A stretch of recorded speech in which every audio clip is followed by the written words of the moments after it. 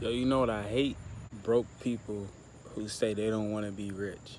Anytime I'm talking to somebody and they got money problems, they're broke, I start saying, well, you need to be doing this, you should be doing this, you need to be marketing, you need to be network. And they say, well, I don't want to be rich. That's a lot. If I offered you 10 million right now, you'll take it. You're not going to say, oh, well, now I don't want to be rich. It's not that you don't want to be rich, it's that you don't want to put in the work. You're afraid of failure. You're afraid to say that you want to be rich because then you think it sounds stupid when you say it. You think people are going to look at you funny like, oh, you ain't about to be rich. Oh, you ain't about to. So you set your standards low and just say, oh, well, I would just like to earn a little bit of extra income, just a little something. One, you're not going to be willing to put in the work to do it. And two, even if you get it, you're just going to blow it and still be broke. It don't matter if you was making an extra $1,000 a month. If your mentality is not right, you still gonna spend that extra $1,000 and still live paycheck to paycheck and still be broke. People say they don't want to be rich. They just don't want to put in the work.